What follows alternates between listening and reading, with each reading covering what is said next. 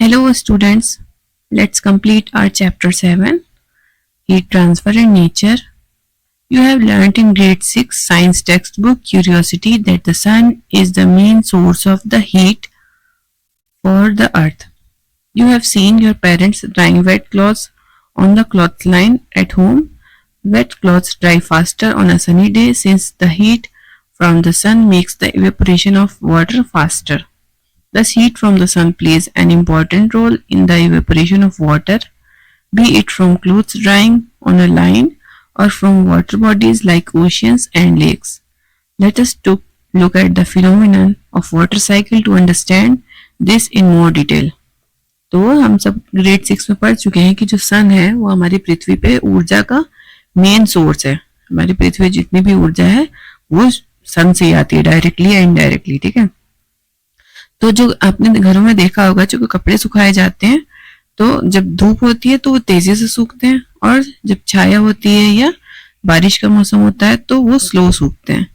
सूरज जो है इवेपोरेशन की प्रोसेस को तेज कर देता है। जितने तेज धूप होगी उतनी जल्दी पानी जो है वाष्प बन के उड़ जाएगा। ठीक है, तो ये जो है इवेपोरेशन की प्रोसेस छोटी जगहों पे जैसे घरों में भी होती है, और बड़ी वाटर बॉडीज जैसे ओशियंस, लेक्स, इनमें भी होती है। इनमें से भी इनकी ओशियन की सतह पे से पानी उड़ता रहता है। अब water cycle, you have also learned in grade 6 science textbook Curiosity that water exist in 3 states in nature. As a liquid it fills the oceans, rivers and lakes on the earth. As a solid, it forms snow, ice sheet and glaciers in the mountains and the polar region. As a gas, it exists in form of water vapor in the Earth's atmosphere. तो आपने पढ़ रखा है कि जो water की 3 stages होती हैं। ठीक है, 3 स्टेट्स होती हैं। लिक्विड स्टेट्स में कहाँ कहाँ पाया जाता है? नदियों में, तालाबों में, झीलों में, बड़े सागरों, महासागरों में। ठीक है, सॉलिड स्टेट यानी जो बर्फ होती है वो कहाँ कहाँ मिलती है? तो वो हमें मिलती है पृथ्वी के पोल्स पे, ध्रुवीय क्षेत्रों में, और इसके साथ ऊंचे पहाड़ों पे ग्लेशियर्स की फॉर्म में। ठीक है, और जो गैस होती है वो एटमॉस्फेयर में वाटर वेपर के फॉर्म में मौजूद रहती है। ठीक है, जो हवा में जो नमी होती है वो वाटर का ही रूप होता है जो कि गैस में बदल जाता है। During summers some of the snow and ice gets converted to water due to sun's radiation and flows down as river and ultimately into the oceans. The melted ice is replenished by fresh snow during winters. गर्मी के दिनों में क्या होता है? जो glaciers होते हैं वो गर्मी की वजह से पिघलते हैं, तो वो जो होती है बर्फ पिघल के धीरे धीरे नदियों में आती है, फिर वो नदी जाके ओशियंस में मिल जाती है। ठीक है, और जो मेल्टेड आइस, जो वहां से बर्फ खत्म हुई है पहाड़ों पे से, जो ग्लेशियर्स मेल्ट हुए हैं वो वापस से वैसे ही हो जाते हैं सर्दी के मौसम में जबकि स्नोफॉल होती है। Water in the oceans, rivers and lakes get heated due to the sun and as a result it evaporates as water vapour. जो नदियों का और समुद्रों का, महासागरों का पानी होता है वो गर्म होता है। ठीक है, और गर्म होने के बाद, और वो गर्म क्यों होता है? सूरज की रोशनी से, गर्मी से वो गर्म होता है, और गर्म होने के बाद वो भाप बन जाता है। Water also evaporates from trees and plants through transpiration. और water जो है plants में से भी निकलता है, और जो बड़े पेड़ होते हैं उनसे भी transpiration की प्रोसेस के जरिए। When water vapor rises up, it cools down and condenses to form clouds. और ये जो वाष्प जब ऊपर उठती है तो ऊपर की तरफ टेम्परेचर कम होता है, वहां पे ठंड होती है, तो ये जो वाटर वेपर होते हैं ये जम जाते हैं और बादल बना देते हैं। Clouds bring rain, snow and hell, और इन्हीं बादलों से बारिश भी होती है, स्नोफॉल भी होता है, और ओले भी गिरते हैं। This process is called precipitation, और ये प्रोसेस बारिश होने की प्रेसिपिटेशन कहलाती है। The continuous movement of water upward as water vapour and downward through precipitation, passing through soil, rocks and plants and finally returning to water bodies is called water cycle. तो ये जो पूरी process होती है जिसके अंदर पानी का कॉन्टिन्यूस मूवमेंट हो रहा है, पहले वाटर वेपर बन के पानी ऊपर उठता है, फिर उसके बाद बादल बनाता है, फिर बादल से वो बारिश होती है, और वो बारिश जो है जगह जगह से होते हुए जमीन से घूमते फिरते नदियों में जाती है, फिर वो नदी से वो पानी चला जाता है ओशियन में। तो इस तरीके से एक पूरा साइकिल कंप्लीट होता है जिसको हम वाटर साइकिल बोलते हैं। Thus, the water cycle help in redistributing and replenishing water in river, lakes and oceans. तो इसलिए जो वाटर साइकिल है ये पानी को डिस्ट्रीब्यूट करती है सब जगह, रिवर में, लेक्स में, ओशियंस में, जिससे कि जो पानी की कमी होती है वो पूरी हो जाती है। It also serves to conserve the total amount of water on the earth. और ये जो पृथ्वी के ऊपर जो पानी है जो कि सीमित है उसको कंजर्व करने में भी हेल्प करता है। जो टोटल अमाउंट ऑफ वाटर है वो उतना ही बना रहता है पृथ्वी के ऊपर, ना कम होता है ना ज्यादा होता है, ठीक है। Rain water that falls on surface of the earth flows into ponds, lakes, rivers and oceans to seep into the ground. जो बारिश का पानी पृथ्वी की सतह पे पड़ता है तो वो या तो बहता हुआ नदियों में और तालाबों में चला जाता है, या फिर वो जो जमीन रहती है वो जमीन उसको सोख लेती है पानी को, और वो पानी नीचे चला जाता है जमीन में। Noah scientist. Varamir was an astronomer and mathematician of 6th century CE in Ujjaini, modern day Ujjain, Madhya Pradesh.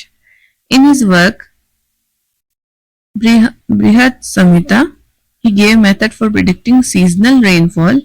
His prediction of seasonal rainfall were based on facts such as cloud formation, wind pattern, position of stars and the moon and other natural phenomena. तो इन्होंने जो विरामिर थे तो इन्होंने एक book लिखी, ठीक है, जिसको बृहत संहिता कहा गया।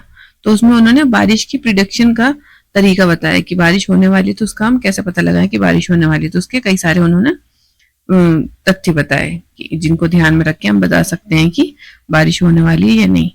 You may have seen people drawing water from wells or hand pump. This is the water that has seeped into the ground. हमने देखा है कि जो लोग हैं वो हैंडपंप से और कुओं से पानी निकालते रहते हैं। ये वही पानी होता है जो बारिश का पानी रिस के जमीन के अंदर जा चुका होता है। Let us understand how water seeps through the surface of the earth by performing an activity. अब देखते हैं कि पानी किस तरीके से अंदर जाता है। Seepage of water beneath the earth. पानी का रिसाव जमीन के अंदर।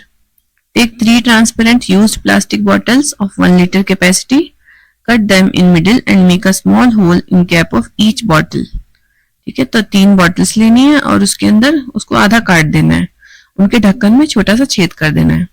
Keep them inverted and put some clay in 1 bottle, sand in the second and gravel in third as shown in figure 7.10।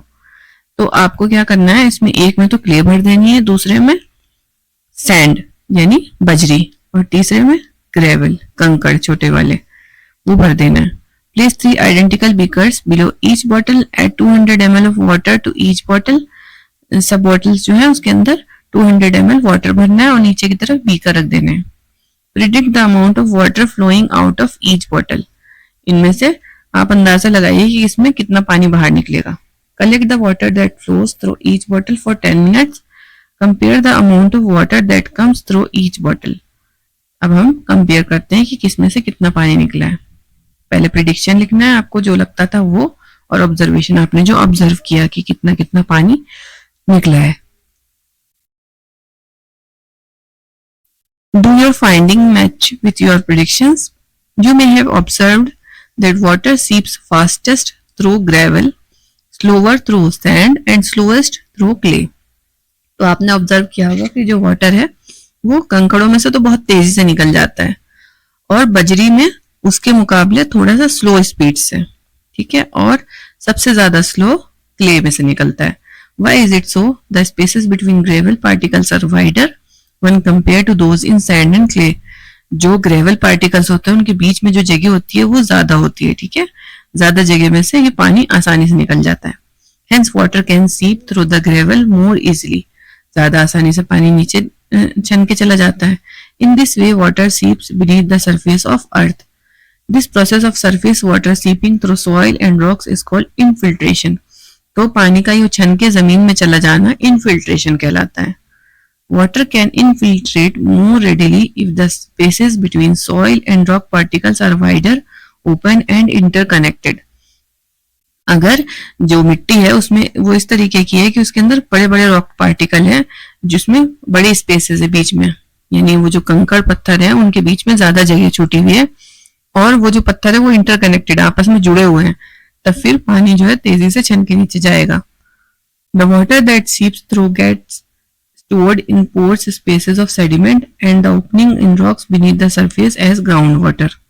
जो पानी है वो नीचे छन के जाता है और जो जहाँ पे चट्टानों के बीच में थोड़ी सी जगह बनी रहती है वहां पे जाके इकट्ठा हो जाता है, उसको हम ग्राउंड वाटर कहते हैं. The underground layers of sediments and rock that store water in pores are called aquifers. तो जो अंडरग्राउंड लेयर होती है सेडिमेंट्स की और उन चट्टानों की जो कि पानी को इकट्ठा करती है उनको हम बोलते हैं एक्वीफर्स. ठीक है. This is the water we extract by digging well और ड्रिलिंग बोरवेल इनटू एक्वीफर्स. तो यही वो जगह है जहां पे हम गड्ढा खोद के बोरवेल या फिर वेल बनाते हैं. This water may be a few metres to 100 of meters below the ground depending on the location. और ये जो जगह है एक्वीफर्स ये कुछ मीटर से लेके कुछ 100 मीटर तक हो सकती है लोकेशन के हिसाब से. जहां पे पानी की ज्यादा कमी है, जो खुश्क जगह है वहां पे बहुत ज्यादा गहराई में होते हैं एक्वीफर, नहीं तो थोड़ी सी खुदाई करने पे ही हमें पानी मिल जाता है. However, groundwater is not unlimited. The growing water requirement of an increasing population have led to excessive groundwater extraction. Groundwater जो है वो अनलिमिटेड नहीं है, वो भी सीमित है, तो इसलिए बहुत जरूरत से ज्यादा अगर उसका इस्तेमाल होता है तो उससे उसका लॉस होता रहता है. Additionally, decreased vegetation cover and increased concrete surface in urban areas have limited water infiltration. अब जो शहरों में जो है एक्सपोज्ड एरिया जो है खत्म हो चुका है, यानी वैसे मिट्टी वाली जमीन अब खत्म हो चुकी है, हर जगह रोड्स बनी हुई होती हैं या फिर बिल्डिंग बनी हुई होती है, तो इस वजह से जो पानी का सीपेज है वो कम से कम हो रहा है. As a result, groundwater is getting depleted. इसकी वजह से जो ग्राउंड वाटर है वो कम होता जा रहा है. To address this, rainwater harvesting and recharge pits are used to replenish groundwater. तो इसकी कमी को पूरा करने के लिए रेन वाटर हार्वेस्टिंग सिस्टम बनाए जाते हैं और रिचार्ज पिट्स बनाए जाते हैं जिससे कि ग्राउंड वाटर बढ़ाया जा सके. Hence, the water cycle ensures that groundwater sources are recharged, thereby helping to ensure a sustainable groundwater supply. तो जो वाटर साइकिल है वो ये इंश्योर करती है कि जो भूमिगत जल है वो बना रहे, बार बार रिचार्ज होता रहे, जिससे कि ग्राउंड वाटर सप्लाई हमें मिलती रहे. Since water scarcity makes life difficult, people have developed different ways to conserve water. जो पानी की कमी है वो इंसान की जिंदगी को मुश्किल बना देती है, तो इसलिए लोगों ने कई तरीके निकाले हैं पानी को बचाने के. For example, in Ladakh people have developed innovative ways to conserve water by making ice stupas during winters.